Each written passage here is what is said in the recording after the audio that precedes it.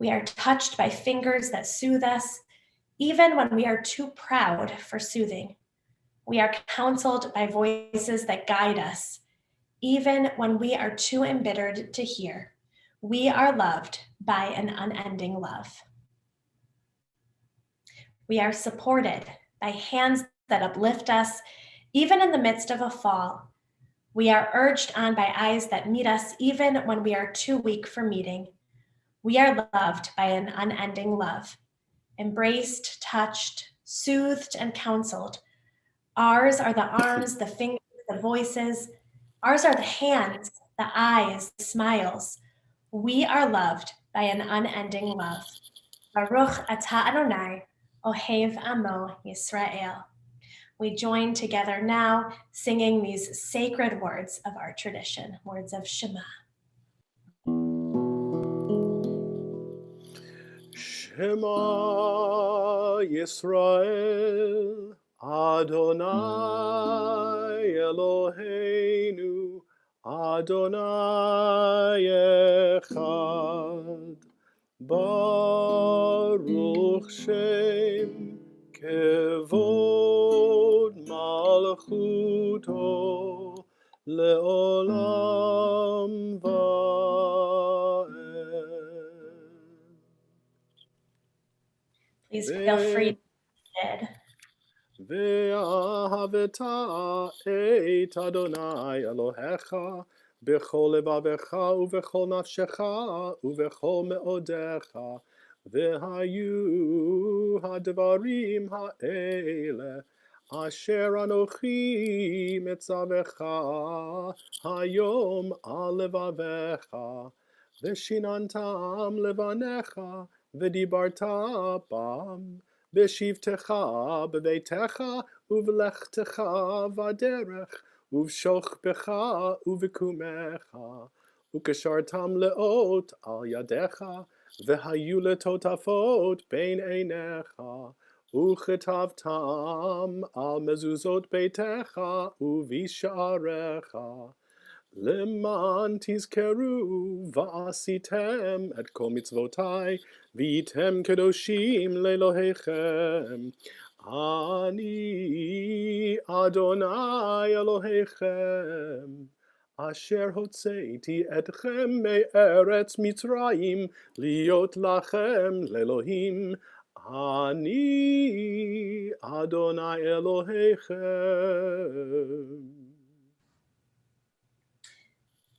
The public intellectual Michael Walzer wrote these words that are found in the midst of our Siddur in his book, Exodus and Revolution.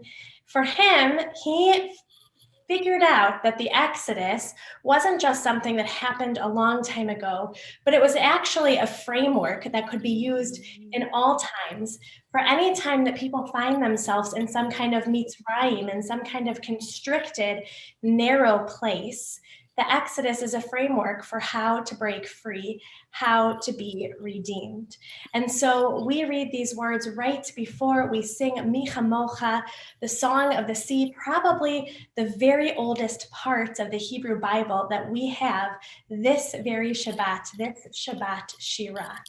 Let's pray these words. Let's read these words together in English. Standing on the parted shores of history, we still believe what we were taught before ever we stood at Sinai's foot, that wherever we go, it is eternally Egypt, that there is a better place, a promised land, that the winding way to that promise passes through the wilderness, that there is no way to get from here to there except by joining hands, marching together. And as we hear in the Song of the Sea, in this week's Torah portion, Bishalach, we hear the sacred melody of Mi Chamocha in the following way. Mi Chamocha ba'elim Adonai, Mi Kamocha nedar ba'kodesh, Nora tehilot osefele. Malechutecha ra'u vanecha, Bokei hayam lifnei Moshe u'Miriam, זה לי ענו ואמרו, אדוני ימלוך לעולם ועד. ונאמר, כי פדה אדוני את יעקב, וגאלו מיד חזק ממנו.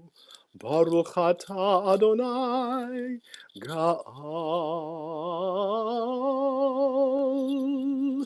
ישראל.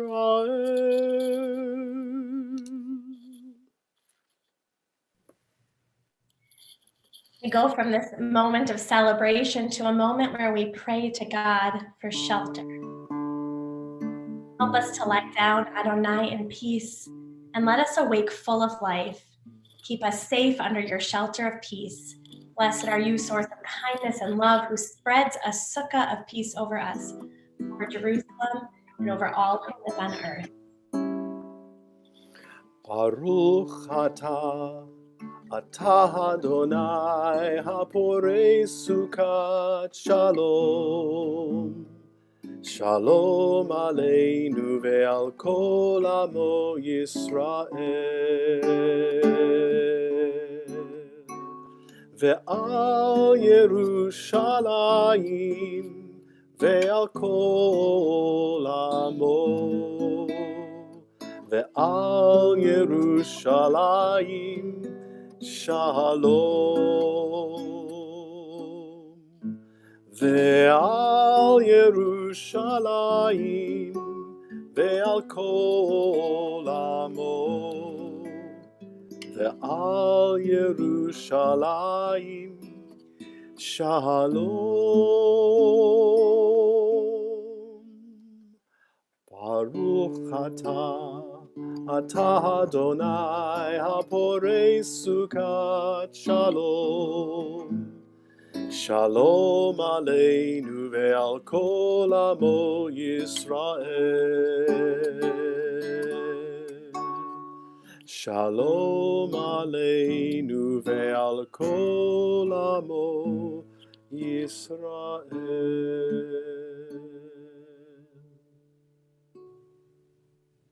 Amen. To pray is so necessary and so hard. Hard not because it requires intellect or knowledge or a big vocabulary, but because it requires of us humility. And that comes, I think, from a profound sense of one's brokenness and one's need. Not the need that causes us to cry, "Get me out of this trouble quick," but the need that one feels every day of one's life, even though one does not acknowledge it, to be related to something bigger than oneself, something more alive than oneself, something older and something not yet born that will endure through time. We rise now for the tefillah.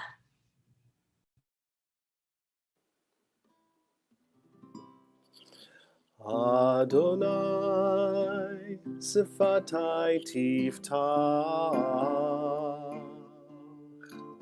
ufi agi tehilatecha. O eternal God, open my lips, that my mouth may declare your glory.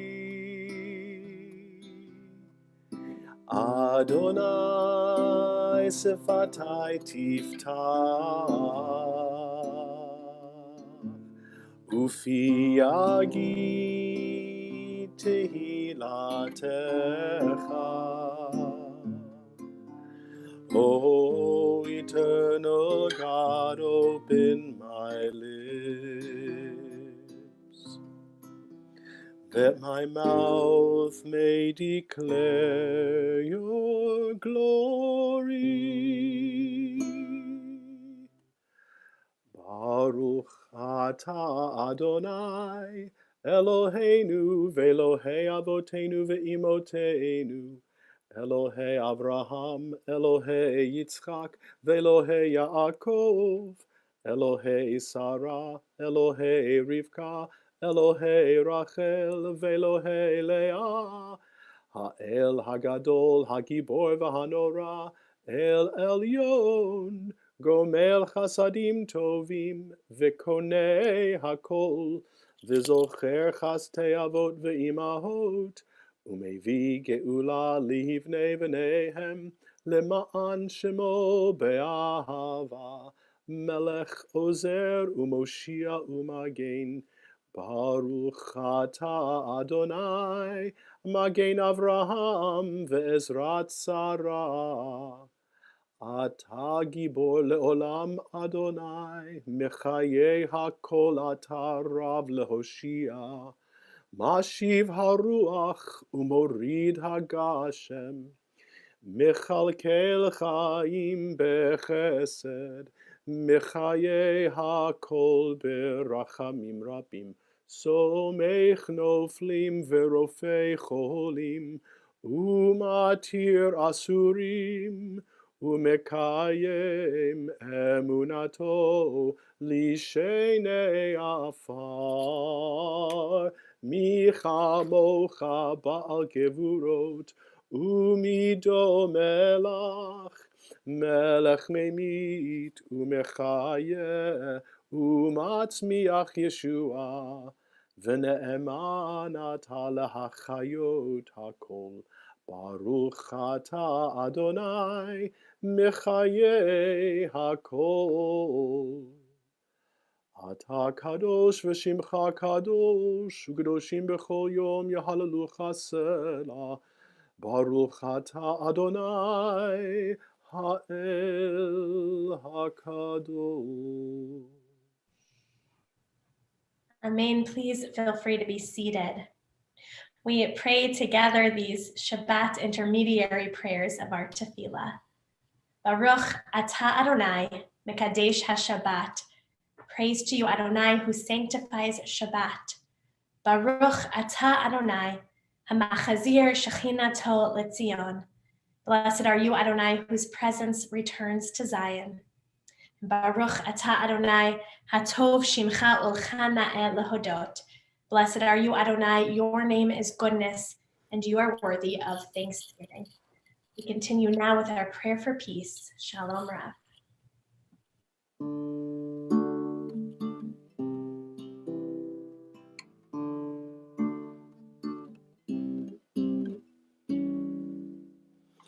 Shalom Rav al Yisrael Amcha, Tasim Le'olam. Shalom Rav al Yisrael Amcha, Tasim Le'olam. Ki atahu melech adom, Lechol hashalom. Ki atahu melech adom, Lechol hashalom. Shalom Rav al Yisrael Amcha, Tasim Le'olam.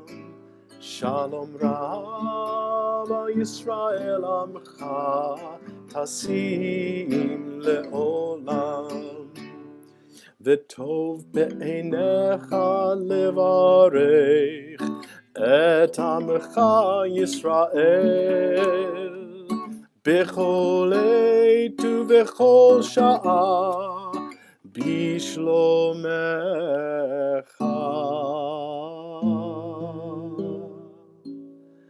Shalom Rav al Yisrael Amcha, Tasim Le'olam. Shalom Rav al Yisrael Amcha, Tasim Le'olam. Tasim Le'olam.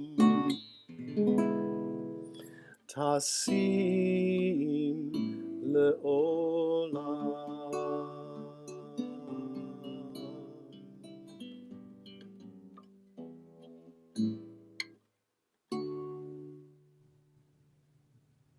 Amen.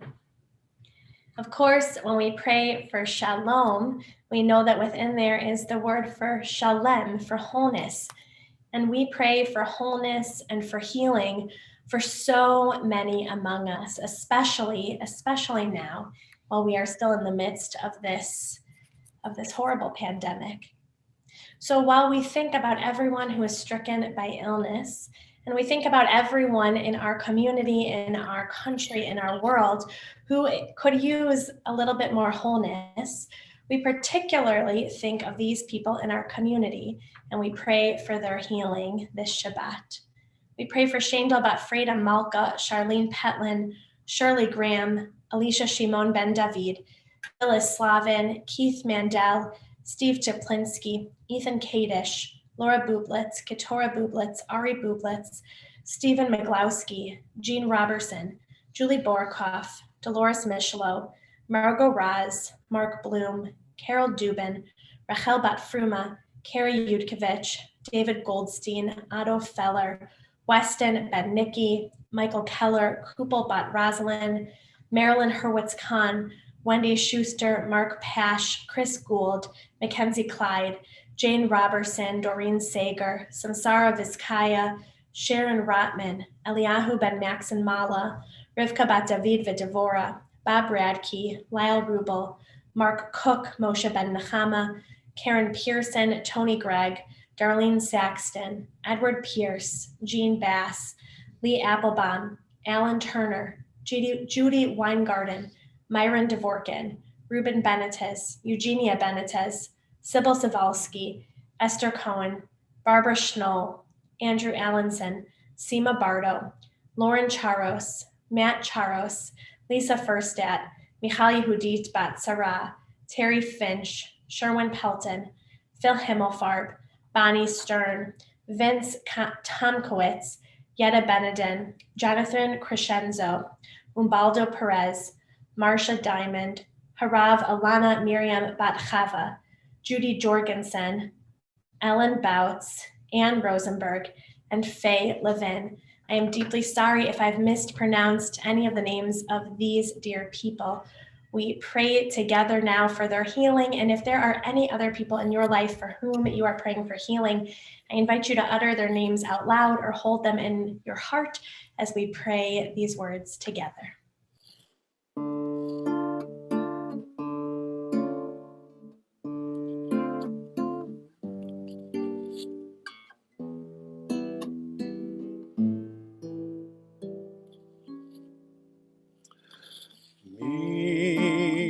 Sheberach Avotenu ve'imotenu Avraham, Yitzchak ve'Yaakov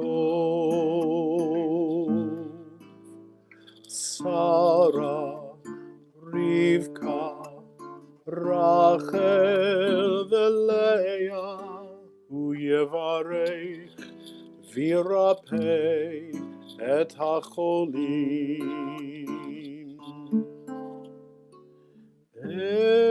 Elna refana la Elna refana la Elna refana la Elna refana la mi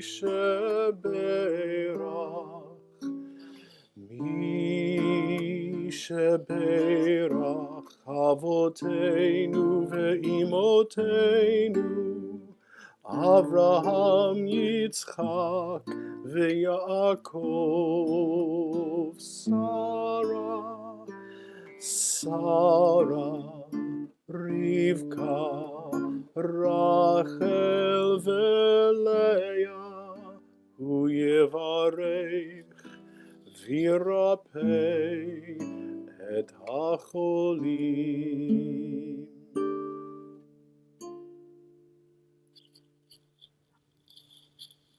We take this time now for our own private prayers.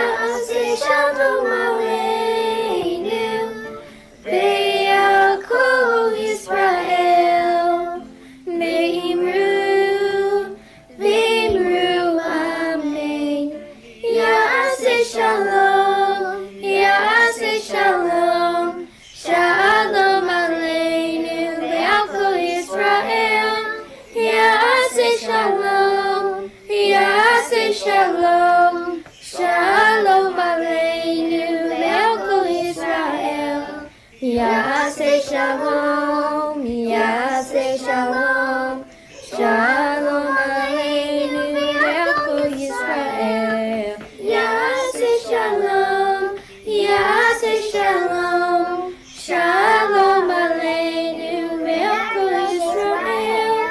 Yaseh Shalom, Yaseh Shalom, Shalom Aleinu Melech Yisrael.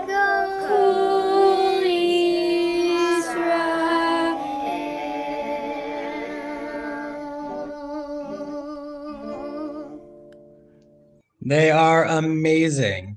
There is something so beautiful about hearing our young people sing on this Shabbat Shira, this Sabbath of song.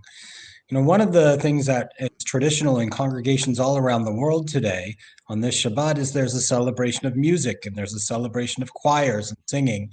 And we don't just celebrate our choirs and our dear cantor and the music that we bring about in our communities for the fact that it is beautiful music, but for the sense of spirituality that it brings as well.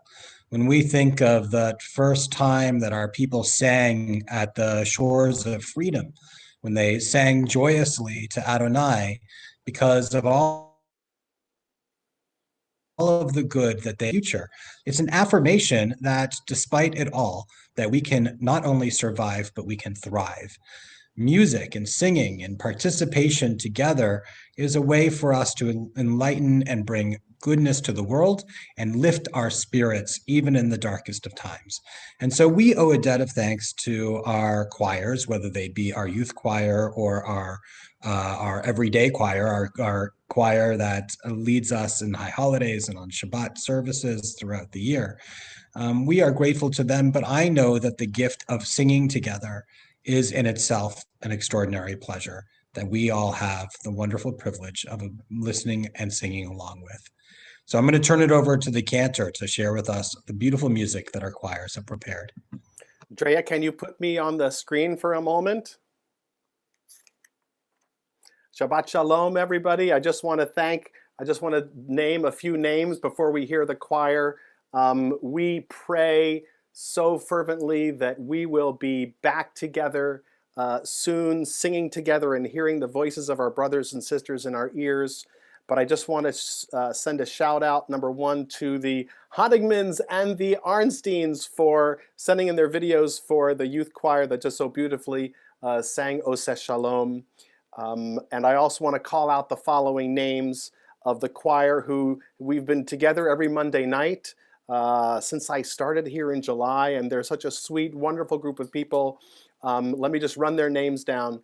Jackie Gilbert, Steve Borenstein, Mickey Dolgan, Judy Edelstein, Robin Gerson, Paul Caston, our organist, who did such great things on the high holidays and a few times this year since, and thank you so much to Paul. Brian Kellman, Wendy Lambert, Frida Levine, Ben Marins, Rusty Moffick, Howard Scheinman, Fred Stein, Wendy Traeger, our choir director, she's awesome, Norma Zainer Gonzalez, and Jeremy Borukoff. Thank you all so much. I wanted to choose, okay, Dre, you can go to the first slide. Don't play it yet. I wanted to choose a couple things that fell into the theme of singing and singing together. So we're going to start with a recording. The text is Shiru Shir, sing a song of praise to God, sing unto God a new song. This is music by Faith Rogoff based on Psalm 96, verse 1, our virtual adult awesome choir.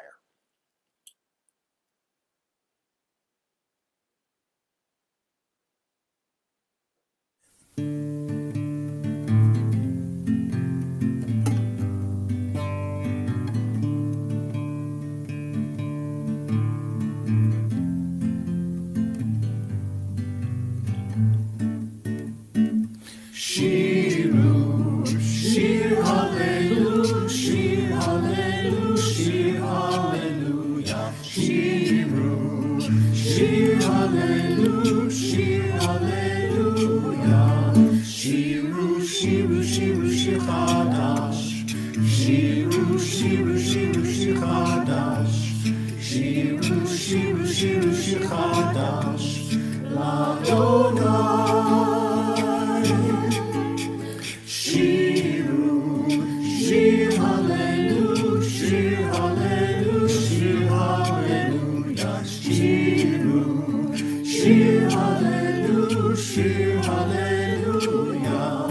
שירו, שירו, שירו, שיר חדש. שירו, שירו, שירו, שיר חדש. שירו, שירו, שירו, שיר חדש. לאדוני.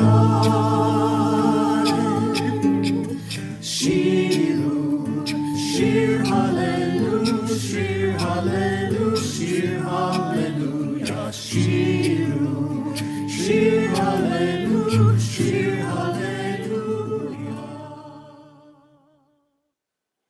Yeah, give it up for the adult choir. Now, we've had our technical challenges. Nobody told me in cantorial school that I would have to master audio editing and talking people through Zoom and making recordings on their phone while they have their earbuds listening to the cantor. Oh, the things we have suffered. But for our choral and community and our faith community, it was worth every second. Here is our second selection this evening called Hava Nashira. Again, let us sing a song of praise. Music adapted from Joseph Haydn, just a theme of the notes that are there. But the message is beautiful, and so I hope you enjoy Hava Nashira.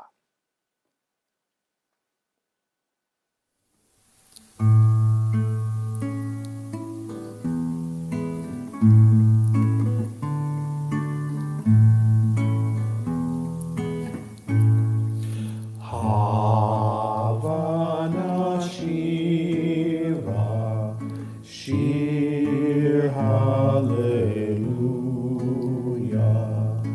Hava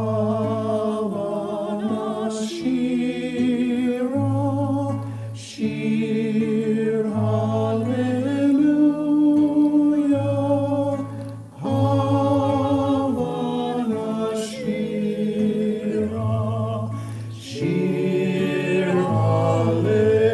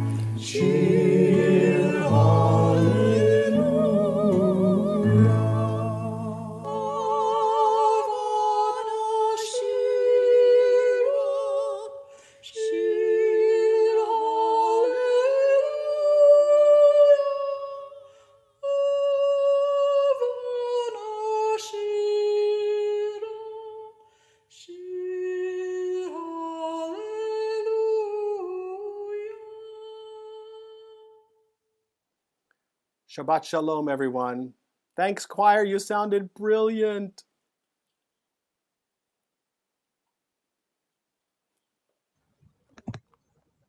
Our choir truly is amazing. Our youth choir, let's say our Young at Heart choir, and I know that they're singing and it will echo through eternity at our congregation.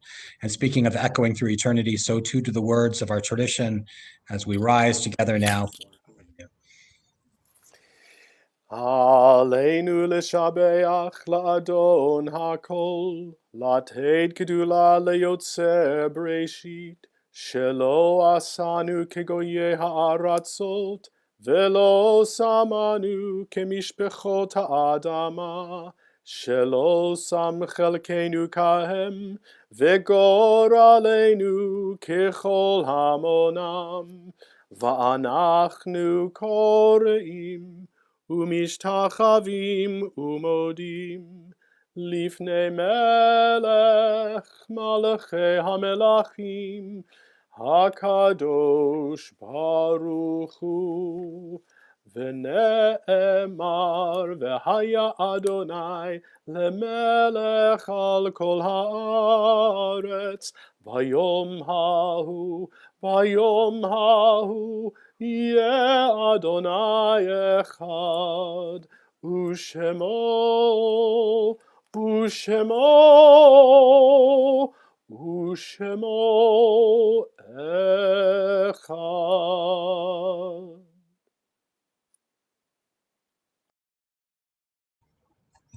Our thoughts now turn to memory as we think of dear ones who have passed in recent days. Particularly in our hearts and minds, we are thinking of Lee Fenson and Lois Goldberg. To those names, too, we add those whom we are commemorating in the period of Shloshim, the 30-day mourning period. We think of Robert Brown, Jacob Bootsy, David Cabrera, Aaron Feldman, Joan Glick, J. Wayne O'Connell, Florence Slavik, Edith Strauss, Harry Wasserman, Marshall Weingarten, Donna Wickman, and Sonny Willinson. And to the names of those dear ones, we add those who have passed in seasons gone by, of whom we feel their presence, particularly in the changing of the seasons, and when we hear the music of our lives uplifted. We think of Robin Berkovisi, David Berman, Kimberly Blankenship, Sarah Blecker, Natalie Bornstein, Benjamin Brightman, Ella Cash, Benjamin Elbaum, Marvin Evans, Joseph Pfeffer, Estelle Feldman, Earl Friedland, Dorothy Frindell, Albert Ginsberg, Sidney Goldberg, Aaron Raymond Goldsmith, Donald Goldwyn, Victor Goodstein, Ida Kahn, Maurice Kodner, Bess Lang, Edna Lee, Jack Lee, Burton Lepp, Edward Libber, Ann Lubotsky, Milton Manis, Kenneth Gerald Marks, Fanny Marshak, Jake Mayerson, Saul Marachnik, Anna Moskowitz, Aaron Nathan, Blossom Newman, James Padell, Marley Padell Frank, Jane Ross, Ruth Ryak, Hazel Sandler, Alice Schwartz, Minna Schwartz, B. Florence Scott, Rose Shapiro, Laverne Stein, Jack Stein, Harry Steinberger, Saul Sterin, Frida Tarlow, Bob Tash, Jack Wine, Irving Wickman, Ida Widrow, Donald Winnick, and Naomi Zemmel. If there are names that should be added to this list or names that should be pronounced differently than I did, I invite you to hold those names in your heart now or speak them out loud at home. Sometimes it's good to hear the names of our loved ones called out loud. Just as we think of our loved ones, so too do we think of all those who died due to war and or terrorism. We think of also those who died due to the scourge of racism, all those who have died due to this terrible virus, all those who have fought in defense of this nation and allied nations, as well as all those who have perished in the Holocaust. Our griefs and sympathies are mingled as we turn to words sanctified by memory, words glorified by hope, the Kaddish Yatom, the mourner's Kaddish. Yit Gadal v'yit Kadash Shmei Rabbah, B'alma Divrach Rute v'amlich Malchute, B'chayechon v'yomechon v'chaye dechol Beit Yisrael, Ba'agala uvizman kari v'imru Amen. Yehei Shmei Rabbah mevorach le'olam u'lamei almaya. Yitbarach v'yishtabach v'yitpa'ar v'yitromam v'yitnaseh. V'yitadar v'yitaleh v'yitalal Shmei dekudusha brichu. Le'ela min kol birchata v'shirata. Tushbechata v'nechemata. De'amiran bi'alma v'yimru Amen. Yehei Shlama Rabbah min Shemaya. V'chayim aleinu ve'al kol Yisrael v'yimru Amen. Oseh shalom bimromav, hu yaseh shalom, aleinu ve'al kol Yisrael, v'yimru Amen. May the source of peace send peace to all who mourn and comfort to all who are bereaved. And let us say, Amen. In our tradition, we are taught that those who sow in tears shall reap in joy. And so we are going to turn from sadness and memory to our announcements. And I hope that we have the announcements that were shared with us by our congregational president, Brent Arnold, and then we'll turn to the Kiddush. We'll turn back to the Kiddush. Thanks, Rabbi. Despite the cold, I'm proud to report that there was a whole lot of committees actively meeting this month. from religious services and music, to our building committee, to our task force on racial equality, our legal committee, our endowment committee, and our membership committee. There is always something for you to get involved in at Congregation Shalom. All the meetings are listed in our Shalom website, our weekly emails, the website calendar, and in our February shofar. I'm really excited tonight to learn from Sarah Hurwitz next as she takes us on a Jewish journey in the White House and beyond. Should be pretty fascinating. Remember, tomorrow morning at 9 o'clock is our Torah study, and 10 o'clock is our Saturday Shabbat service. Then Sunday night at 7 o'clock, join us for healing through words and melody, poetry and prayers. Well, Shabbat Shalom, everyone, and please stay healthy.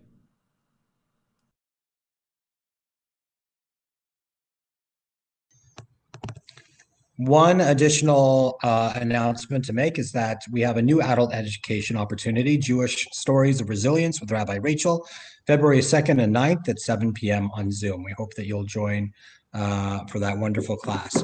Our cup is overflowing with blessings because of all of the good things that come our way, not only throughout the week, but also within our lives. We are grateful for all those who participated in this week's service. We're thankful and grateful for all of the work of our dear cantor and our choirs. They have truly sweetened our week. So let us continue with the blessing over the wine.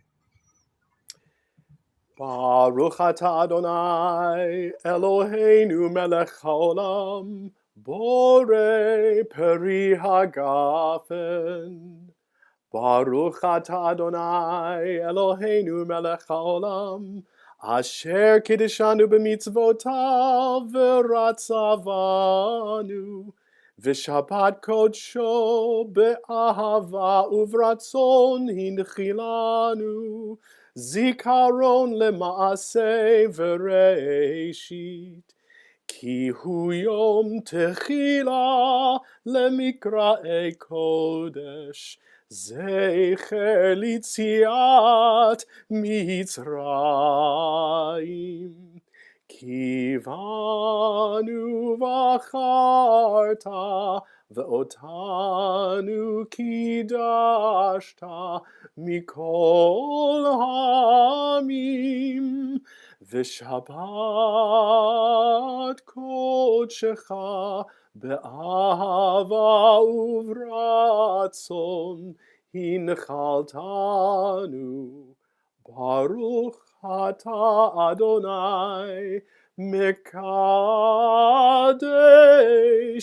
HaShabbat. L'chaim l'shalom.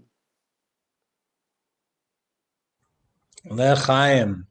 We are now going to turn to our closing hymn for our Shabbat. It's a reprise of Shiru Shir, sung once again by our wonderful choir.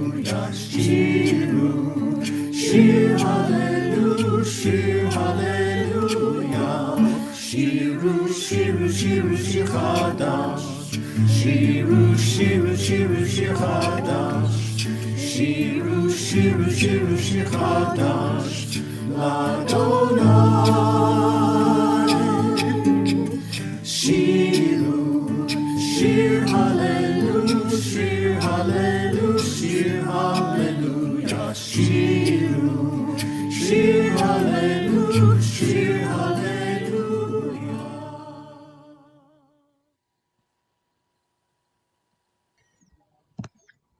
Well, Shabbat Shalom, everyone.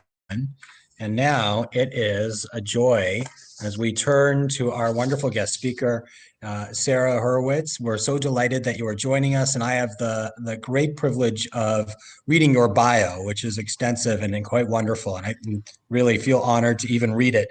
So Sarah Hurwitz was a White House speechwriter from 2009 to 2017, starting out as a senior speechwriter for President Barack Obama and then serving as a chief speechwriter for First Lady Michelle Obama. Sarah worked with Mrs. Obama to craft widely acclaimed addresses, including her 2016 Democratic National Convention speech and her political speeches during the 2016 campaign cycle, and traveled with the First Lady across America and to 5 continents. Sarah also worked on policy issues affecting young women and girls as a senior advisor to the White House Council on Women and Girls. Before working at the White House, Sarah was chief speechwriter for Hillary Clinton during her 2008 presidential primary campaign. She then joined the Obama campaign, serving as a senior speechwriter for then Senator Obama, helping Michelle Obama draft her 2008 Democratic National Convention speech. Prior to the Clinton and Obama campaigns, Sarah served as deputy chief speechwriter for Senator John Kerry's 2004 presidential campaign, deputy chief speechwriter for General Wesley Clark's primary campaign, and a speechwriter for Senator Tom Harkin of Iowa. Sarah was also a lawyer at the Washington, D.C. office of Wilmer Hale. Sarah has been profiled in the Washington Post, People.com, the Boston Globe, The Guardian, interviewed on The Today Show, Morning Joe, Amanpour and Company, and NPR, and featured in the foreword as one of the 50 Jews who impacted American life in 2016 and 2019. Graduate of Harvard College and Harvard Law School, Sarah is the author of Here All Along, Finding Meaning, Spirituality, and a Deeper Connection to Life in Judaism, after finally choosing to look there. Michelle Obama tweeted about Hurwitz's book saying, Sarah Hurwitz is a brilliant writer with a big heart and a kind soul, and I'm sure Here All Along will reflect her thoughtfulness and eloquence, which I depended on for so many years. We are truly delighted to have the opportunity to learn from you this evening, Sarah. Thank you for being with us. Thank you so much for having me. It is such an honor to be with you, and I have been looking forward to this all week, so thank you for this. And Sarah, it's also a privilege for me. I first heard you speak at a conference last year, which is kind of hard to imagine that we were together at a conference last year. In person? I mean, wild. A lifetime ago at the Association of Jewish Educators. But I've read your book, I've listened to your book, and I can't wait. I can't wait to hear you share your journey, your wisdom, your expertise with all of us. So I was hoping that to begin, you could tell us about your journey to become a speechwriter and a speechwriter for First Lady Michelle Obama. What was it like to work with her? Give us a real behind the scenes look. Yeah, I got my start as an intern in the summer of 1998 in Vice President Al Gore's speechwriting office in the White House. And the writers I worked for helped me get my first couple of jobs out of college, both of which were failures. I didn't really know how to speechwrite. There were speechwriting jobs. I was very young. So I went to law school, and I happened to meet a guy named Josh Gottheimer, who is now a congressman from New Jersey. But back then, he was one of my law school classmates, and he had previously been a speechwriter for President Clinton. So the two of us started freelance writing together, and he really taught me how you write to be heard rather than read, which are two very different skills. And we got jobs on the Clark campaign, the Kerry campaign, as you heard in my bio, and they both lost. Got that job for Hillary in 2008, and she too lost. So, got the failed jobs, the losing campaigns. But then I got hired on the Obama campaign in 2008, and he actually won, which was an exciting new experience for me. And so I got to go to the White House with him. But I'd worked with Mrs. Obama on her 2008 Democratic Convention speech while I was on the campaign. And, I would help her out sometimes on the side in the White House. And after a couple of years, I just realized that I liked writing for her better than him. I just felt more at home in her voice. I just was sort of more comfortable and more interested in the topics she was talking about. So I made an unusual White House career move and switched from being a senior speechwriter for the president to being head speechwriter for the First Lady. And it was an extraordinary experience. She is someone who knows who she is. She always knows what she wants to say. And the trick of being her speechwriter is to listen very carefully to her as she says what she wants to say, because I'd meet with her before a speech and she would just download paragraphs and paragraphs of vivid, moving, edgy, fresh language, stories, themes, statistics, ideas, and I would type them as fast as possible on my laptop. I would then generate a draft, and we would just go back and forth. She was a just rigorous editor, held me to a very high standard, has very high technical standards. And, then finally she would deliver it. And I think one of the greatest joys was getting to travel with her across America and around the world, and just to see the way people responded to her. I think if you asked me, well, who is the first spouse of Ghana, Japan, Argentina, I have no idea.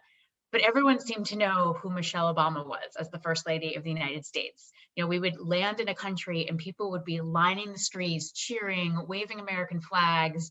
We would go to a school and children would just be screaming, crying, so excited to see her because they knew who she was. They knew her story. They had a sense that she'd started out in very humble circumstances and have risen through education and hard work. And that story just resonates around the world. So it was an utter joy. You don't stay in the White House for 8 years unless you really love the people who you're working for and with, and I did. So I feel a lot of gratitude for that experience. That's incredible. Thank you for sharing the insight that we wouldn't normally get. I want to pivot a little bit, and I'm hoping that you can tell us about what is the most Jewish speech that you've ever written? Yeah, it's funny. I wrote a Holocaust remembrance speech in 2009 for the president. I'm sure I've written Hanukkah things over the years or Passover things. But I think in my heart, I actually think probably the most Jewish speech I've ever written, in terms of like how I feel about it personally, was in 2016 when Mrs. Obama was giving her one of her final college graduation speeches. And I found out that it was going to be at the City College of New York, which really moved me because I have a personal connection to that school, which is that when my great-grandparents first came to America from Eastern Europe long ago, they settled in New York City. And my great-grandmother was very excited because she found out about this city college system that accepted women, it accepted Jews, and it accepted people with no money. And that was my family. She had 4 daughters, one of which became my grandmother. But unfortunately, the family left New York City. And so my grandmother, one of those 4 daughters, she never got to go to college. And this was a source of such sadness and regret her entire life because she wanted to go to college and law school. She wanted to become a lawyer and go into politics. She was this very passionate Roosevelt Democrat who was always talking about social justice and helping people who are struggling. Like that was really her passion. She didn't get to do that. And it was incredibly moving to me that just 2 generations later, I am rolling up to the City College of New York with the First Lady of the United States of America. I have a college degree. I have a law school degree. I am a lawyer. I am working in politics. I have gotten to fulfill all of these dreams that my grandmother had that she never got to fulfill. And, to look out on this generation of graduates who come from, students at this school, they come from 150 nationalities. They speak 100 different languages. They're truly this generation's striving, dreaming immigrants. And to watch Mrs. Obama, address these young people sitting in the very seats that my grandmother yearned to sit in 2 generations ago, that probably many of your parents, grandparents, maybe you sat in because the school was a haven for Jews for many years. It was just quite moving. And it really felt like a very Jewish moment for me. So I'm going to go off script a little bit. I hope that that's okay. Is this the same grandmother that you spoke about so beautifully in your chapter on life cycles and more? Yes, so can you speak same one. Wrote about it was just so beautiful and it touched me so deeply. Yeah, it's funny. I wrote about her. I have a chapter on life cycle rituals, which is actually entirely on death because that is the life cycle ritual that I think is of greatest concern to so many of us, and something I really wanted to explore. And I'm trying to remember exactly what I wrote. Can you just remind me? It was so long ago. What exactly did I write about her? I think what struck me was that you were talking about how people live on through memories, and the idea about when we say, may someone's memory be a blessing, how that actually manifests. Yes, no, exactly. And I wrote about, oftentimes, we don't, we have many afterlife conceptions in Judaism, right? Pretty much any conception you believe in, you can find. And sometimes people say, well, they live on your memories. And it's like, is that really meaningful? But I've come to believe that for me particularly, it really is. Whenever I hear myself getting indignant about a matter of social justice, like I hear my grandmother's voice in my head. Like, she used to just get so indignant about these things. And she's sort of with me in that moment. And I also think about a wonderful high school English teacher I had named Don Romer, who died of brain cancer years ago. But he was just this incredible influence on my writing. He always told me, he got very frustrated whenever we would try to write in the disembodied academic voice of one might think X, or, we might believe that Y. And he would say, who's one? Who's we? Like, it's you. Don't lie to me. Say, I believe this. Don't have this formal disembodied voice. Write in your own voice. And, I've taken that with me my entire life. I think especially as I was writing my book, I would just hear his voice in my head. I want to hear from you. Write in your own voice. And so, in that way, I think he does live on. Like, I think it's a really, they're quite present with us in many moments. Beautiful. Thank you for sharing that. No, thank you for bringing it up. It's such a beautiful connection with the story. Well, speaking of writing in your own voice, which you do so beautifully, I was struck by the introduction to your book because I think that so many people can relate to it. So you can share it better than I can. You basically talk about almost becoming a Hebrew school dropout, but ending up switching to a different Hebrew school that was a little bit less, or maybe a lot less rigorous than the original one. I actually have a good friend who's a rabbi whose claim to fame is that she was a Hebrew school dropout. You guys would get along. But I want to read a passage from what you wrote and then ask you a question about it, if that's okay. Yeah. So you write, the following year through my new Hebrew school, I had a bat mitzvah, which, like the curriculum, was pretty light on Judaism.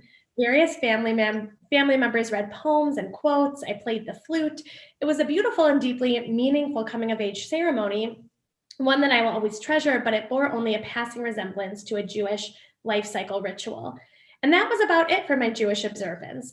My ancestry stretches back through a tenement on the Lower East Side, the shtetls of Eastern Europe, and presumably all the way to the ancient Near East. But without making any kind of conscious decision beyond the one I made to dishonor my father and mother by bearing false witness to them against my Hebrew school, violating commandments 5 and 9, I was just kind of done with Judaism. So my question to you is this: why do you think it's so easy for Jews to disengage with Judaism, and for American Jews to disengage with Judaism? Is it a messaging issue that we have? Is it something deeper? What's your analysis of the situation? Yeah, it's a great question. And, I feel a little bit guilty about starting with that story. I tried to figure out ways to not share that story because I feel like, in a way, it sounds like I'm trashing Hebrew school. And I really do not think Hebrew school is the problem. I actually think a lot of educators are working so hard to create meaningful Hebrew school experiences for children. I think the problem is, and I hope this doesn't come off as harsh because I'm actually talking about myself. I think the problem is that so many of us, like me, we stop learning at age 12 when we have our bar bat mitzvahs. And then 20 years later, we have kids and we think, someone's got to make this kid Jewish. Not going to be me. I don't know anything about Judaism. I know, I'll send them to Hebrew school. I will put the entire responsibility of giving my kid a Jewish identity on the shoulders of these rabbis and educators, and I'll give them like 2 hours a week. That doesn't work, right? Like, the problem is not Hebrew school. The problem is that we haven't grown up. The problem is that we have to become adult Jews. We've got to grow up. We have to learn about Judaism as adults. And once you do that, once you engage, then you can actually raise your kids Jewish. Then you'll know what you value in Judaism, what you want to pass on to them. I really think that this is, when you ask, like, why do people disconnect from Judaism? I gotta be honest, I think for a long time, we've been kind of framing it as almost like an ethnic identity, which makes no sense because Jews are of every ethnicity, every race, right? Judaism is not an ethnicity. It is a peoplehood that happens to have a religion. But, if we're going to frame it as an ethnic identity, well, that's not a recipe for sustainability in America, right? Who goes around all excited that they're Irish American or Italian American or Jewish American? No one.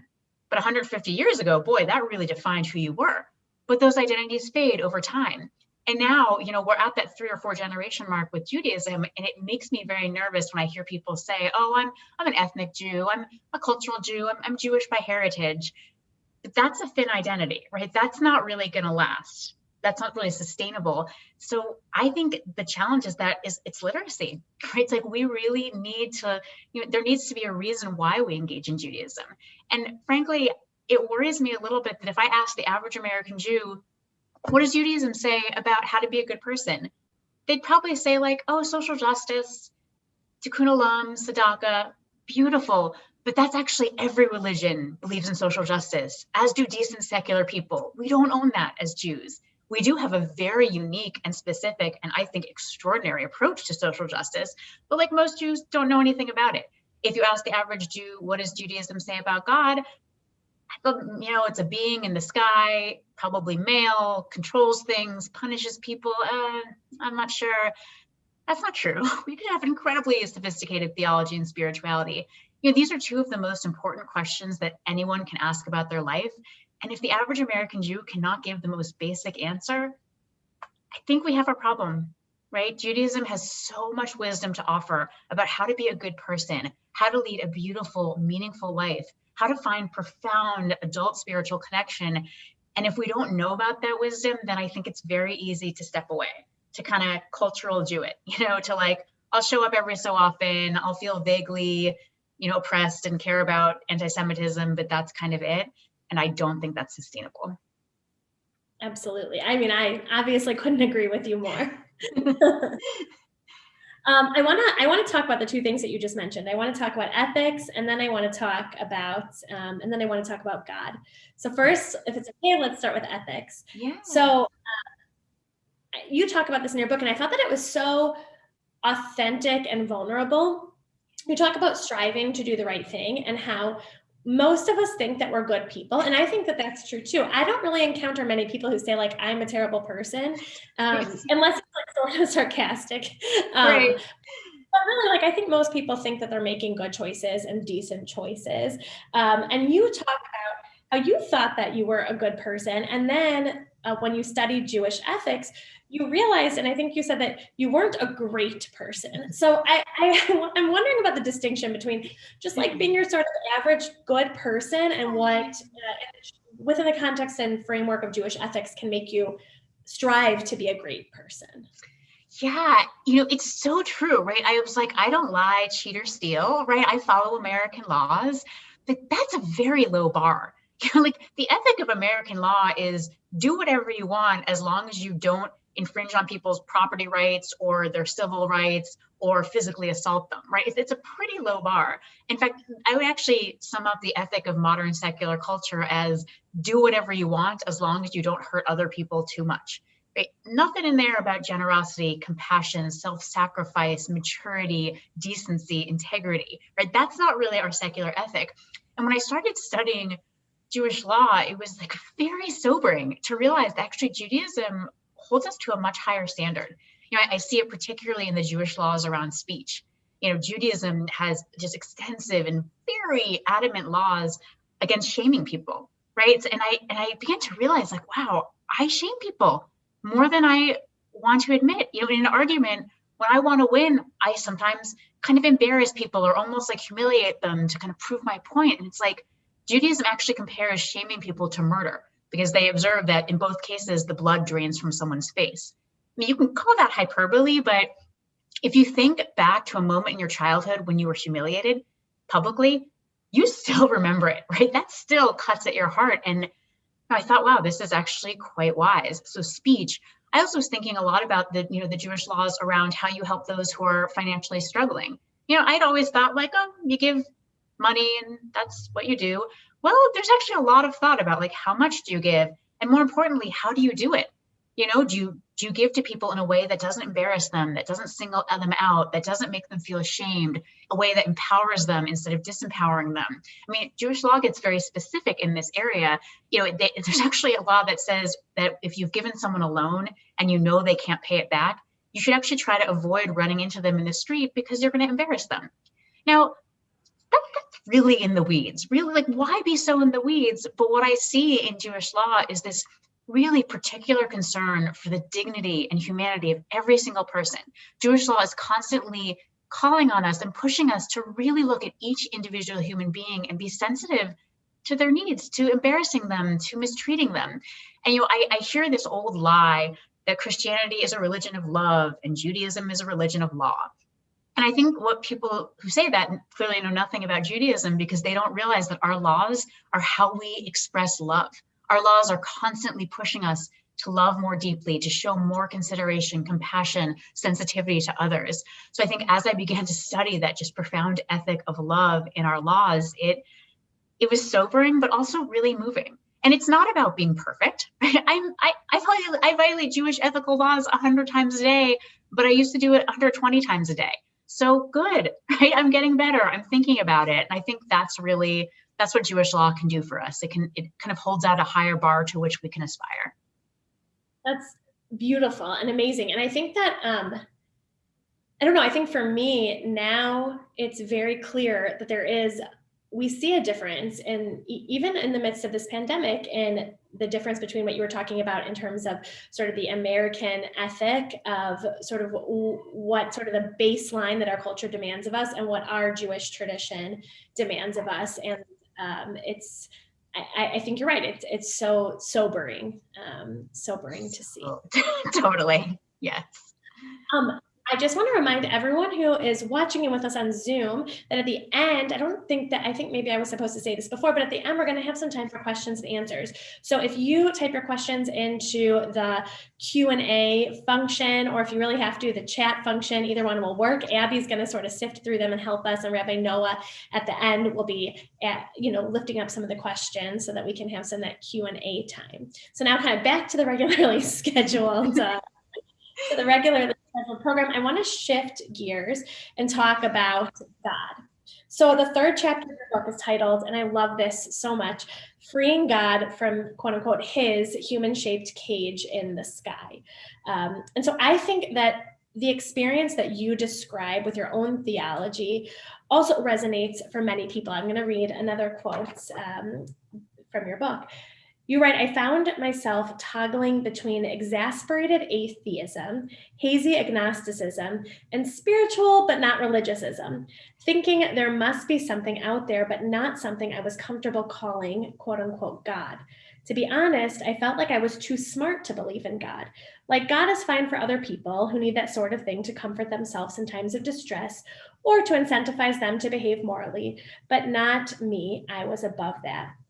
And then you write about your journey to having a relationship with God, and especially through the spiritual practice of hitbodedut, of talking to God in a private conversation. So I'm hoping that you can share a little bit about that journey. And also I'm curious, where are you on your path today? And what would you say to others who remain totally skeptical about the whole thing? Well, I would say I feel you is probably what I'd first say. For me, my journey started in a place of just assuming that the Jewish God was a male gendered being in the sky who is all powerful, controls everything, and kind of rewards and punishes people as they deserve. And I just, I think that can be a really beautiful and powerful belief for some people. It is not for me. I can't accept that. I see so much evidence to the contrary, and I'm really troubled by the attempts to make that work. It's like, okay, well, but what about the Holocaust? It's like, oh no, God didn't cause the Holocaust, people did. Okay, well, then what's God doing all day? That's interesting. Suddenly we're sort of, or, they're like, well, God doesn't give people more than they can handle. No, people often do get more than they can handle. They do, and they suffer terribly and have very difficult lives. So, a lot of the justifications really grate on me and strike me as really problematic. So I just figured, like you said from my book, agnostic, atheist, spiritual, whatever that means. But it was funny when I actually started learning about what Judaism actually says about God, I realized I was quite mistaken in my impression. The wonderful thing about Jewish theology is that we have the fundamental humility to understand that when we're talking about God, we're talking about something so far beyond the reach of our tiny little human minds. And, to try to come up with some dogma or definition or creed of the divine to say God is X, Y, and Z, and you must accept or reject that, that's idolatry. right? That is shrinking this infinite divine into something small that's the size of our tiny little human minds can firmly grasp, right? That's creating God in our image. And we don't do that because we're quite anti-idolatry, as folks know if you've looked at the Torah. And so instead of, dogma or definitions or sort of these human-sized things, what we actually have is commentary. We have centuries and centuries of thinkers, theologians, rabbis, philosophers who are articulating conceptions of the divine that reflect their own lived experience and their own understanding of Jewish tradition. And so each of these, you have the Jewish mystics who say that God is everything. All of you are God, I'm God. The idea that there's some barrier or separation between us, that's an illusion. When I walk by someone on the street who says, hey, could you spare $1? That person is God.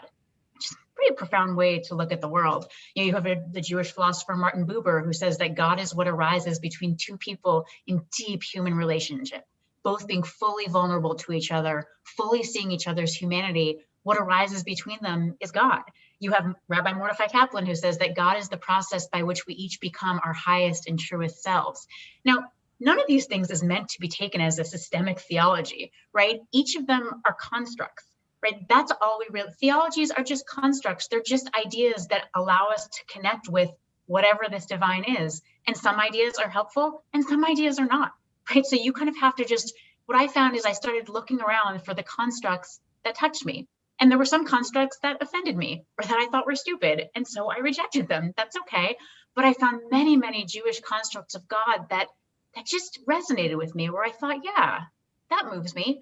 I also think what was really helpful in my journey was experience. We Jews are big thinkers. We have many theologies and ideas, but at the end of the day, that's all kind of academic if you don't have a felt sense of the divine. So, I think all of us have had that, whether or not we identify it as such. If you think about a moment when your child was born, when you were with your parent as they took their last breath, when you were staring up at the night sky and just feeling so overwhelmed by your tininess in this infinite universe, when you were out in nature, just swept away by the beauty of scenery or swept away by a piece of art or music, or in deep relation or connection with another person, or in a moment of just deep flow where you felt like, wow, I am just doing what I'm meant to be doing on this planet. Those many people feel are spiritual moments, right? They're moments they're transcendent. There's just something that's not of the everyday about them. And if you look at Jewish theology, a lot of these theologies are kind of spring from those kind of experiences. They kind of put language around those experiences. So I think that combination of these very freeing theologies that were diverse and interesting and helpful, and beginning to have my own felt experiences, including the one you mentioned, which was on a silent Jewish meditation retreat that I attended years ago, where they actually had us go out into nature and speak out loud to God, which I thought was the dumbest thing I'd ever heard. And I almost didn't do the exercise, but I did. And it was at night, no one else was around. We were instructed to speak out loud without stopping to God. And if you don't believe in God, you just say, I don't believe in you, nothing to say, this is stupid, nothing's here, And I found it to be a tremendously moving exercise. And it's actually one that you can do this in a quiet room in your house or your apartment. You don't need woods nearby or nature nearby. It can be a very powerful exercise just to kind of fully speak your heart to whatever it is. I found it very moving. So I think, it frustrates me that I see so many Jews who look everywhere for spirituality but Judaism, Burning Man, Buddhism, meditation, yoga, drugs, all the things, which you go search. There's much wisdom everywhere, but we have so much here in Judaism. So I really wish people would come home and just find the extraordinary spiritual and theological wisdom that we have to offer. Beautiful. Thank you. That reminds me, you lifted up in your book the Jonathan Sacks metaphor about the library. I wonder if you could share that with us. Yes, it's one of my favorite metaphors. There's sort of the question of why be Jewish, right? Why be Jewish? There are many, many other religious traditions that are quite excellent. And I don't think any of them is better or worse than Judaism. And Rabbi Jonathan Sacks, of blessed memory, passed away recently. He has this analogy where he says, imagine that you're standing in a library and it's filled with all kinds of books about the values you could hold, the kind of life you can live, just all these books of great wisdom. If you pull one off the shelf, you don't like it, no problem, put it back. If you find one that you like, great, get another one by that author, no problem.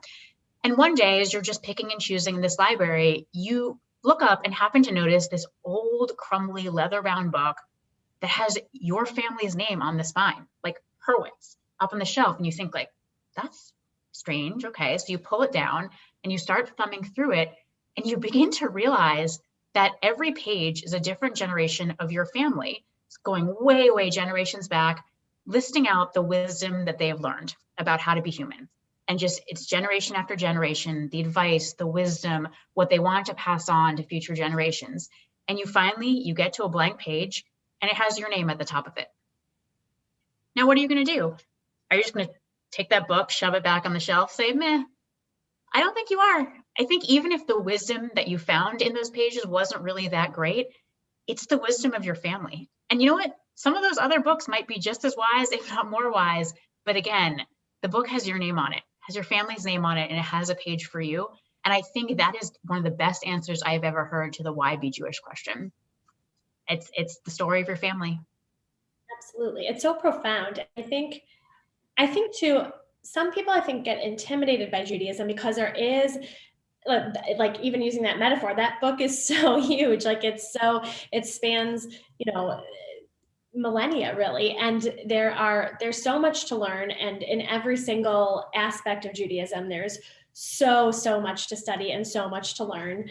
And so I found myself just being amazed reading your book, how you were able to really essentialize it and really get at the heart of the topic and sort of the point of each chapter. And so I wonder, like, how were you able to do that? What were your guiding principles in taking what was clearly for you, at least it seemed to me like years worth of study and seeking the wisdom of all kinds of different rabbis and Jewish teachers and thinkers and books and meditation retreats and all of the different things. What were your guiding principles in sort of whittling that down into a digestible book? Yeah, it was very hard. It was made White House speechwriting look quite easy by comparison. But, it actually, interestingly, I took the same approach to my book as I take to being a speechwriter.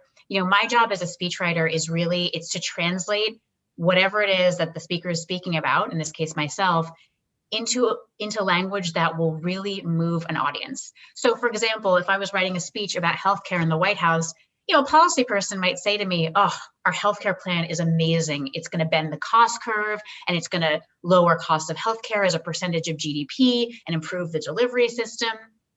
I'm sure it will. I don't care, right? Like, what are people actually thinking? Well, they're wondering, like, am I gonna have to pay a lot for my insurance? Can I see the doctor I want to see? Will my medications be covered by my insurance? They're thinking about how it hits them. And so, I came to Judaism really as a beginner. I didn't know what the Torah was 8 years ago. I had no idea. It was a thing on the scrolls. It was in Hebrew. That was the extent of my knowledge. So I came to it with my kind of beginner's mind and my speechwriter's mind, where I had to teach myself. I had to teach it to myself and I had to translate it to people. And my guiding principle was really focusing on where Judaism hits us every day. What does it say about how to cope with the challenges of our life? What does it say about how to make meaning of our lives, how to build strong families and communities, how to find your truest self and your purpose in the world? Those were the things that I was really thinking about. And I really strove to always have that in mind, to never lapse into the kind of policy person jargon or, there's lots of kind of esoterica in Judaism that, we can all sit around and be clever and learn it about, but it doesn't mean a lot to most people. And so I approach this as a beginner and as a speechwriter. That's awesome. It reminds me of rabbinical school. We would have to give our 4th and our 5th year sermons, and it was like a very serious thing. And then afterwards, I kid you not, there was like a luncheon, a pizza luncheon. I guess you can't really call it a luncheon, but there was a lunch discussion. It was called sermon discussion, and we would sit around and critique the sermons. And always somebody would say, who was your audience for this sermon? Because sometimes it's so easy for those of us who are immersed in this to kind of do exactly what you're saying, to get so lost in the weeds. So I think to have a voice like yours is so important and such a crucial tool for us as rabbis and for teachers to help sort of shine the light on this beautiful tradition. So I'm grateful to you for your work, and I'm also hoping that you can share some more of your wisdom. So what are your tips and tricks of the trade for powerful, moving communication and storytelling? Yes, so there are three main tips I like to give. The first one is say something true. Sounds really basic, but oftentimes when people are trying to figure out how to tell a story or give a speech, what they're asking themselves is, what will make me sound funny or powerful or smart, or what will make this audience like me? Great questions. Those should definitely be your second and third question.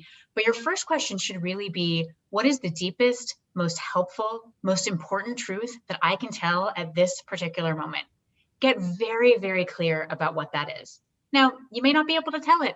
You may have to massage it a little bit. You're going to have to think about your audience, right? And what's appropriate to share. But so often people get all tangled up in how they're going to say something, and they never actually get clear on what it is they want to say. So get very clear. Ask yourself, like, what is true right now? What's true? And then figure out how much of that truth can you share.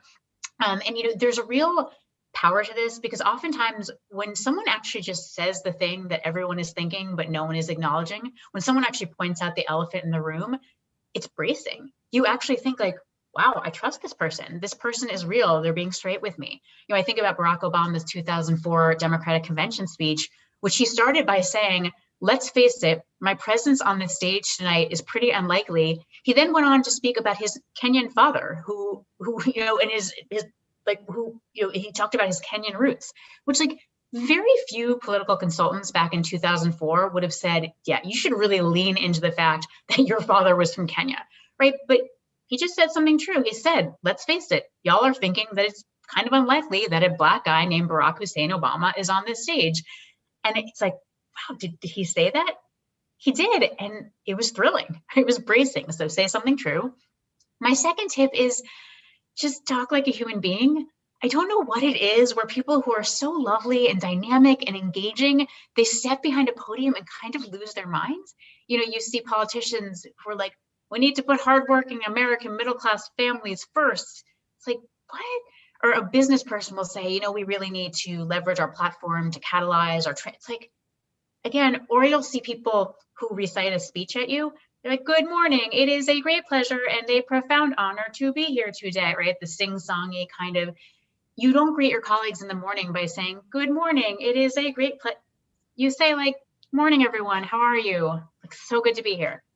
Okay, so just say that. You've never turned to your spouse like, oh, honey, I think we should put hardworking American middle-class family, right? You don't turn to your neighbor and be like, Bob, I was just thinking we should really leverage our platform to kind of if you wouldn't say something to one person, don't say it to many people. It actually doesn't get better. It's really important to talk in your own voice. And then my final tip is it's show, don't tell, which is such an obvious 101 tip, but very few people do it well. So I'm going to give a couple examples. I will show rather than just telling.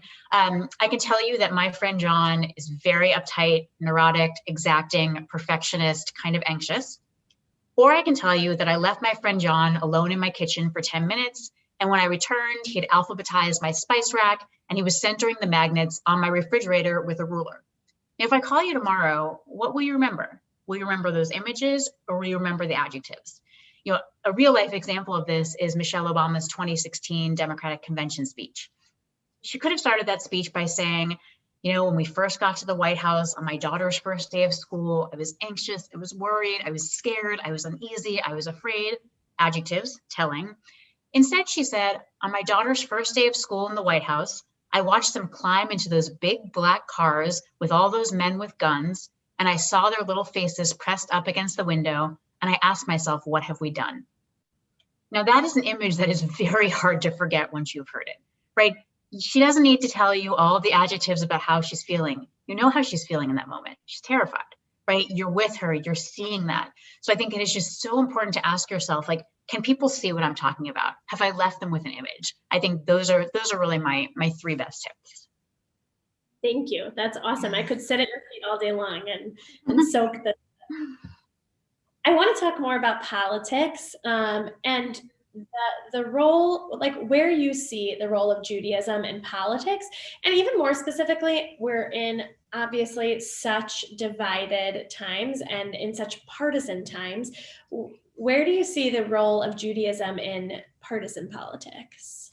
Yeah, I think it's funny when I hear people say like, oh, Judaism shouldn't be political, like rabbis shouldn't talk about politics from the bima, which is sort of, it's just like, I wonder if people saying that have like read the Torah, right? Because the Torah is one of the most political documents I've ever read. This is, the Torah is a polemic against all of the old power structures of the ancient Near East. This is a story about a God who rescues this vulnerable, helpless bunch of slaves, which like, wait, ancient Near Eastern gods did not care about the poor and the vulnerable. They cared about emperors and pharaohs and kings. But here you have a story about a God who cares deeply about these slaves, rescues them, assembles them at the base of a mountain, and basically says to them, here is your mission. Your mission is to create a society that is the exact opposite of Egypt. A society that is not obsessed with emperors and pharaohs and kings, but a society that cares most deeply about helping the most vulnerable, the widow, the orphan, the stranger, the poor. That is a real inversion of the power structures of the ancient Near East. And the Torah is obsessed with income inequality, right? There's extensive passages on how you're going to remedy income inequality. It's obsessed with how you treat immigrants, right? The stranger is the non-Israelite, right? It's the person who's the foreigner. It's the non-in-group member. That's immigrants. It's deeply concerned about how you treat the poor. Law about how you treat the poor. So I certainly don't think there is one Jewish opinion about healthcare or immigration or the economy. You can use Jewish law to make arguments on all sides of all of those issues. So that's certainly not true. But to say we shouldn't talk about those things, I don't think that's a very Jewish position. Our core sacred document is quite preoccupied with issues like those. So I think it is actually incumbent upon us as Jews to take these on.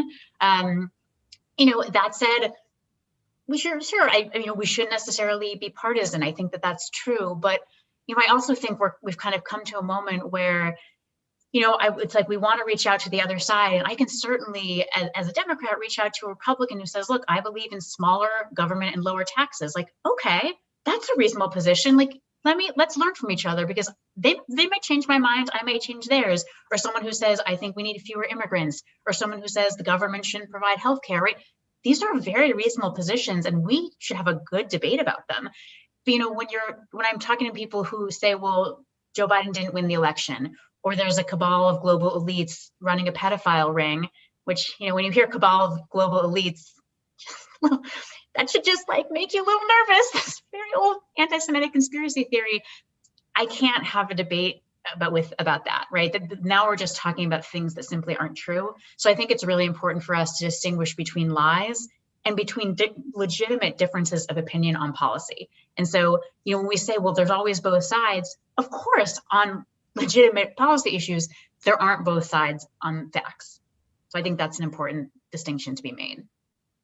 Thank you so much. And thank you for that nuance too, that there's not just on the legitimate issues, there's not just one side that holds all of the truth. And actually we enrich each other by lifting each other's voices up, which is so Jewish. Like there's nothing more Jewish than preserving the minority opinion and learning it and getting lost. And I will say, look, even with all of that diversity of opinion and that argument, which is so powerful, I do think actually there are very clear Jewish positions on things like malicious lying, on things like deliberate abuse of the vulnerable, on things like real cruelty, right? Like Judaism actually does have pretty clear defined views on that. So I think we should be able to kind of get in the same place there, but certainly on matters of policy, there's great diversity, and how wonderful. That's one of the many gifts that Judaism, I think, gives us.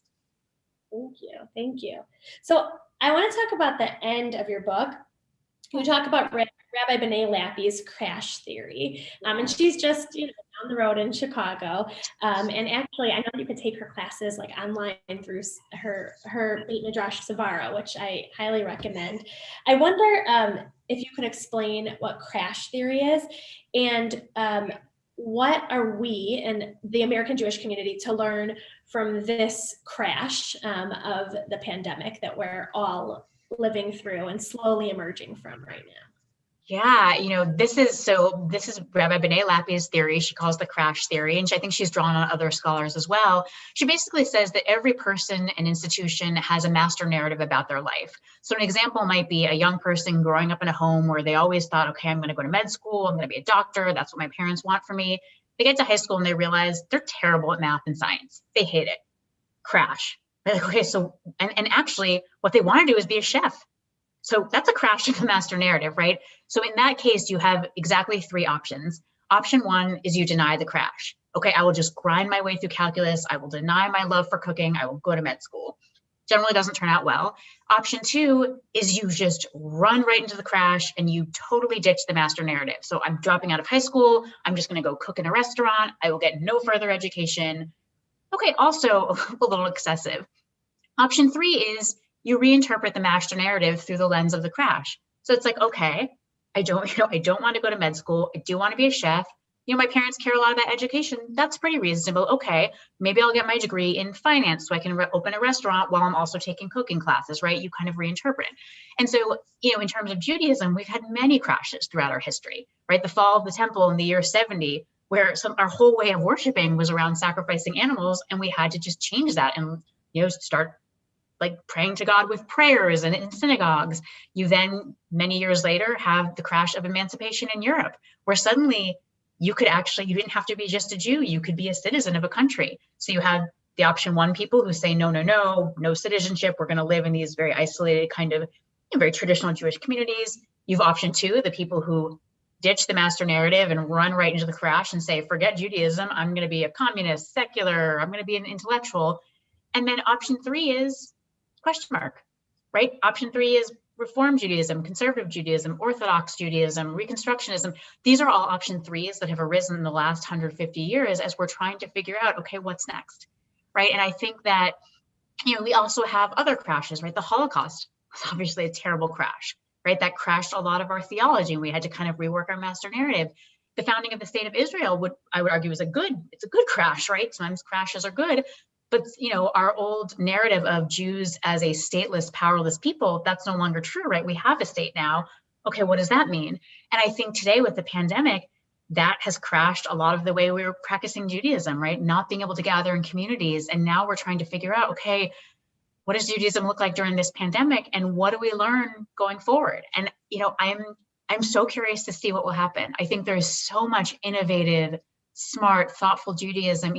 These Zoom services, what a blessing, right? Like, this allows people who maybe couldn't normally get to services to actually attend services. I know people who, they go to different synagogues every week. They just go to synagogues all over the country and they're learning from each other. I think different congregations are learning from each other and inspiring each other. So I think there's a lot of exciting cross-pollination going on, and I'm excited to see where it leads.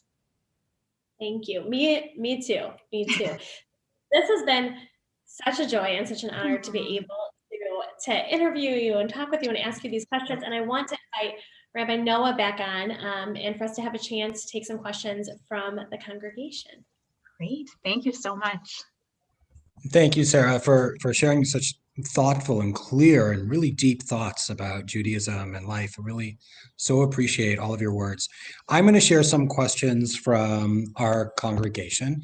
The first one comes from Steve Moffick. It sounds like you had a very positive Jewish-Black connection with the Obamas, but overall, there are current problems with the relationship between our two peoples. If you agree, what strategies do you think would help improve our relationship? Yeah, I think there are parts of the relationship that are good. There are strains in it, no doubt. I think that's something that's very important that I think has become especially clear in the last 4 or 5 years. It's very rare to hear white supremacists and neo-Nazis saying, "Oh, I love Muslims, but I hate Jews. I love Black people, but I hate immigrants." They're actually not really selective in their hatred. They hate all minorities. So, to have some notion that we're somehow in a different boat from each other, I think that's quite untrue. We are all in the same boat. And I think it's really important for us to understand that. So I think that is certainly something that's quite important. But I also think, I just think about the Obamas and their incredible respect for Judaism. President Obama had a Passover Seder every single year. right? It was the first president to have a Seder in the White House. And look, if you just want the publicity, you do it once. You get all the news stories, done. You don't get any news stories the second, third, fourth, second. You don't, like, it doesn't go on. That Seder happened for a reason, which was that Barack Obama loved the Seder and his family loved it and Michelle Obama loved it. That was part of, it became this tradition that was beloved to them. So I saw that, and I just saw the way that at the end of the administration, when I was kind of thinking I wanted to write this book, I felt very unsure about it. Just like, who am I to write? I'm not a rabbi. I don't even have an agent or a book deal. Like, this is crazy. And I met with Mrs. Obama, and she was asking me what I was doing next. And I just was hemming and hawing and not really telling her. And finally she said, I'm just a little worried about you. Like, you sound lost. This isn't like you. Are you okay? What's going on? And I said, okay, look, I want to write this book on Judaism. Okay, that's what I want to do. And she was like, Sarah, that's great. Like, you should write that book. What a great thing to do. Like, I'm so proud of you. And I've just felt that pride and that support from them and from so many of my Black colleagues. And, I think there actually is there's a lot of room for connection. And I think it's very easy to get a distorted opinion of our relations based on 10 very loud people on Twitter. I think if you actually just shut off Twitter and just kind of talk more to ordinary people, I think there's more complexity. Still some real strains, still some real misconceptions. I'm not going to sugarcoat it, but I think there's a lot more potential for growth and healing there. And I think I'm pretty optimistic about the future of that. I think Twitter is a speechwriter's nightmare in a sense. The worst. Jessica Parrish asked the question, writing for the Obamas, were there ever events that you felt stuck or struggled writing about? Great question. The thing that's, people often ask me, like, what happens when you disagree with the person for whom you write? And my answer is, I don't. Just don't. I'm never going to write for someone with whom I disagree. I'm not writing just to put words on a page.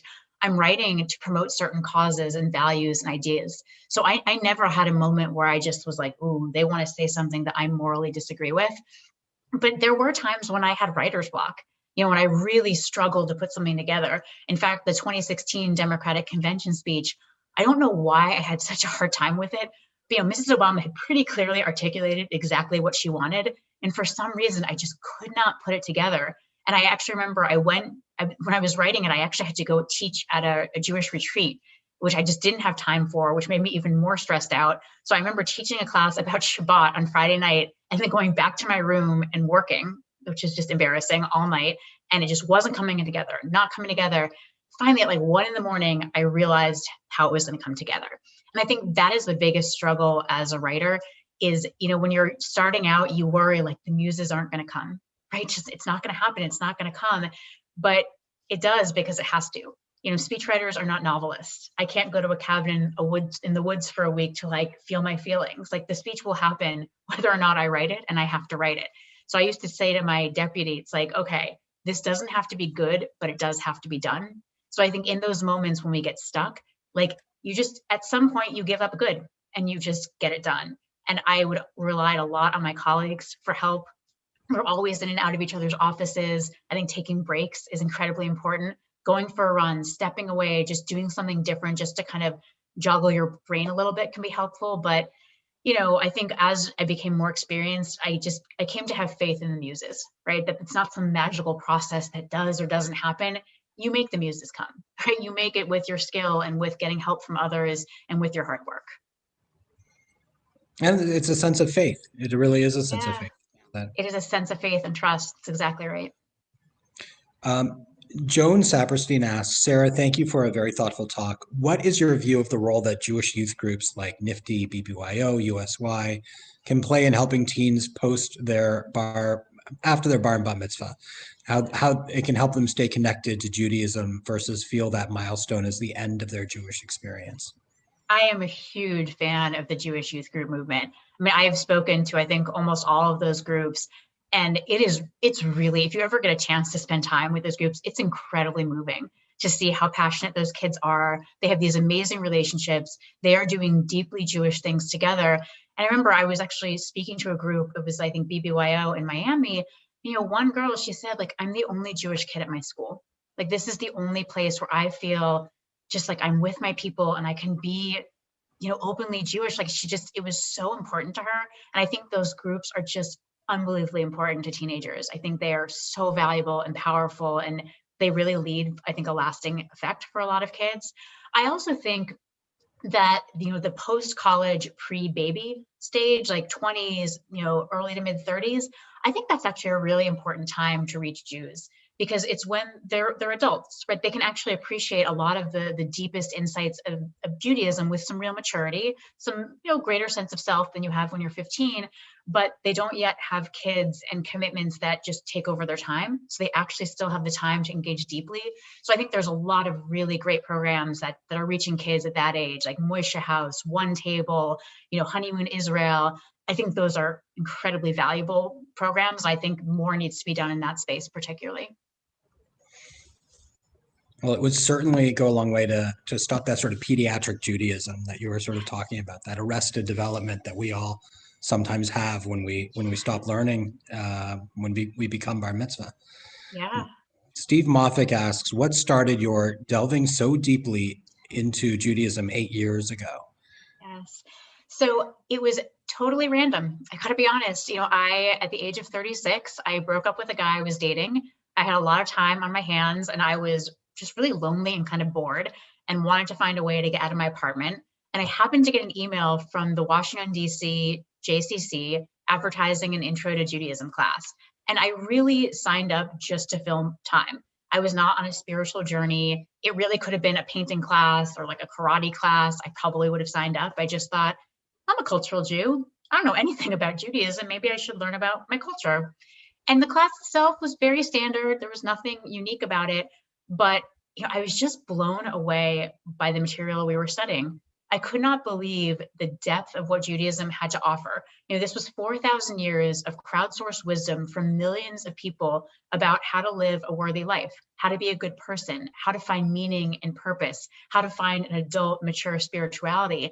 And I hadn't seen any of this in like the services I kind of reluctantly attended twice a year. I hadn't seen it in Hebrew school because I was a kid. You're not going to teach a kid about, these really sophisticated ideas. And after the first class, I took another intro class. I read hundreds of books, and I just, I kept on learning. And I will tell you, it was very hard for me. I found that a lot of the books there were excellent Intro to Judaism books, but they're very how-to, and they're these really sophisticated academic books, and they're just excruciating. Like we really, the rabbis will tell you, having gone through many of them, not our clear writing does not seem to be a skill of many of our people. And I just thought, like, where is the book that I need? The book that, yes, covers the basics, but really unearths the why too of Judaism, the most deep transformative wisdom about, how am I going to live my life today? What does this ancient tradition have to say to us today? And why is it so valuable and so important for us right now? So that's, that was how my journey started. And it was a whim. It was total luck, honestly. And I feel very grateful for that random email that I got. I think we all feel grateful for that random email that you got. The Markey family asked, how would you assess the speechwriter's experiences for a president like Donald Trump, who preferred going without scripts? By the way, I wrote for a politician too who hated working from scripts. So she said, bullet points, just give me bullet points. I think it must be very frustrating, right? Like, I think it's, and I've written for many people. Some of them were not so big on the scripts. And, as a speechwriter, I don't love that. I think there is this kind of weird myth that like the greatest speeches are the ones where the person gets up to the podium, throws their notes away, and just speaks from the heart. I would say that goes badly roughly 95% of the time. It just goes badly. It's disorganized. It's rambly. It doesn't go well, right? The best speeches, people often ask me, well, did the Obamas riff a lot? Yes, before they hit the podium, right? They spend hours riffing, putting their ideas into the speech so that by the time they hit the podium, all of their ideas and thoughts were actually in a structured, organized, polished, moving format. And that's how I think you show respect for an audience, right? Sort of getting up and just kind of winging it. I don't love it. And as a speechwriter, writing for people like that, it just drives you insane. I think it can be very demoralizing. So, and that's kind of part of the luck of being a speechwriter. I've written for many people, and back when I was writing for people who maybe weren't known for their speeches, no one was saying to me, "Oh, Sarah, you're so brilliant. You're the most brilliant writer." Then suddenly I'm writing for the Obamas, and it's like, "Oh, you're a genius." Well, I didn't change that much over the years, right? Like, so much of what you can sort of do as a speechwriter, it depends on who you're writing for and their talent, their understanding of what makes a good speech, and frankly, their respect for speech writing process, whether they're going to actually do the work of sitting down with you, guiding you, editing it well. All of that matters. So I just feel tremendously lucky. There are many writers out there who I'm sure are much more talented than I am, who haven't had the chance to work for bosses like the Obamas. This comes from Steve Moffick. If you agree that anti-Semitism has been increasing, what can be done about it? I absolutely agree with that. I mean, I think you'd have to be living under a rock to think that anti-Semitism is not increasing. It is dramatically increasing. I mean, the whole QAnon conspiracy, it's very impressive. It's basically two old Jewish conspiracies kind of stuck together, right? You have the protocols of the elders of Zion, right? These sort of the cabal of global elites is doing X. And you also have the blood libel, which is this idea that 1,000 years that Jews were drinking the blood of Christian babies. Part of the QAnon conspiracy is that these cabal of global elites is actually drinking the blood of babies for their youth. I mean, it's insane and really anti-Semitic in its structure. So I think it's a huge problem. I mean, how can we address it? I mean, I think first of all is recognizing it where it is. A place I just mentioned is where it is. I think that's incredibly important. I think doing less to empower white supremacists and neo-Nazis would be really helpful. I think that the fewer appeals to anti-immigration sentiment, to racist sentiment, to Islamophobia, the less these people are kind of being honored and being considered as mainstream and being appealed to and kind of approved of by major national leaders, I think the better. I think that's very important. And I think it's important to realize that, I'm talking a lot about right-wing anti-Semitism, which I do think is the bulk of anti-Semitism, but there's certainly anti-Semitism on the left as well, the far left. And so, I think it's recognizing it wherever it is and calling it out wherever it is. Emily Goldman asks, you mentioned that you found some ideas in Judaism as offensive. How did you keep those from diminishing your buy-in to Judaism? Yeah, it's funny.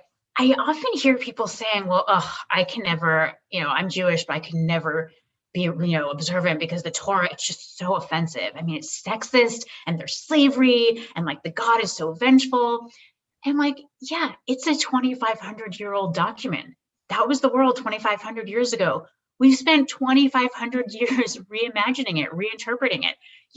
I would certainly think that if you read the original version of our Constitution, you'd be terribly offended, right? This is a document that says that Black people are 3/5 of a person. It's just it allows slavery. I mean, what an abomination. It doesn't allow women to vote, right?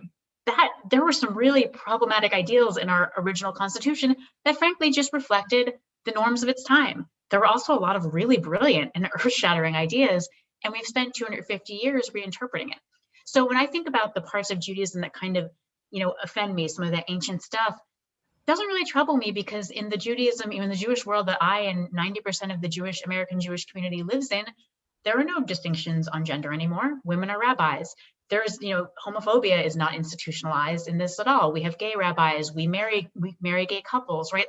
A lot of the things that I find problematic about the ancient, texts, we have continued Jewish tradition of reinterpreting it. So that doesn't bother me. When I do find ideas about God that kind of I don't believe or that offend me, I just say okay, that's one person's idea. And by the way, the idea that I find implausible or offensive, someone else finds profoundly moving. I've spoken to many people who have a very strong idea of a God who is interventionist, who hears their prayers, who's controlling things, and whatever happens to them, it's for a purpose. That can be a very powerful and healthy belief, right? And I don't think it's any more or less true than my whole, God, whatever, eclectic ideas I have. No one has the monopoly on truth with divinity or theology. So even if I disagree with that or don't feel it, I certainly respect it. So I think that, I don't have a lot of respect for misogyny or homophobia, right? Those are things I don't respect. And I'm really grateful that the vast majority of the Jewish world shares that view and has reinterpreted Judaism in light of our core animating value, which is that we're all created in the divine image, right? We all have infinite worth and equality, and we are all unique. And I think that that's kind of our North Star. That's really the lens through which I think most of us have continued to reinterpret our laws. And I'm very proud of that. And it's something that morally, I think, really resonates with me. Thank you. I think it certainly resonates with members of our community as well. And here's a fun one to end on as a final question. Have you ever heard from Hollywood to do screenwriting? What a great question. I have not. You know, years ago when I was a lawyer and just not really feeling like the law was the right fit for me, I wrote a couple of screenplays just because I think I just needed something creative to do. And they were terrible. It should never see the light of day. They're in a drawer. They should never be spoken of. But I actually, it's an insightful question, because I think screenwriting is quite similar to speech writing, right? You're actually kind of mimicking how people actually talk, right? I think it's quite different from journalism or academic writing, which is writing that's meant to be read. You know, screenwriting and speech writing are really writing that's meant to be heard. So less of a commitment to grammar, punctuation, and much more of a commitment, more of a loyalty to how people actually speak. So I've been intrigued by screenwriting, but I doubt I have any talent, and I've gotten no requests so far. Sarah, one last question from me. When do you sleep? Actually, it doesn't sound like you do. Well, the White House was a little bit erratic. It was kind of, there were busy times and not busy times. Writing my book was very, that was like a 70-hour-a-week commitment. It felt like being in final exams, and I definitely was very stressed and didn't sleep enough during that period. But now I actually have a much more kind of reasonable life of consulting and speaking and some writing, and I'm taking a clinical pastoral education class actually now, which is that's something that rabbis, CPE, all rabbis do it. It's the first step of training to become a chaplain, which I don't necessarily know if that's in my future, but I really wanted to do the training, which teaches you how to speak to people in moments of crisis and struggle about their spiritual needs and concerns. So, it's been nice. It's kind of a nice balance now, much more relaxed than the White House or the book writing process. There seems to be, something about you that is deeply concerned with communication, with making connections with others. And for that, I truly admire it. And thank you for that. Oh, thank you. But this is such a lovely community. And I've just really enjoyed being in conversation with both of you, and just thank you for having me. Well, thank you. The pleasure and the honor has really been all ours. We, as a community, I think I can speak for all of us, we can't wait to see what you do next. We can't wait to read what you write. We can't wait to listen to whatever it is you put out there, or maybe watch on the screen, who knows. And, I don't know, you're such a bright mind and such a good spirit, and it's really an honor for you to be with us and to learn from you, and to spend the Shabbat evening with you has been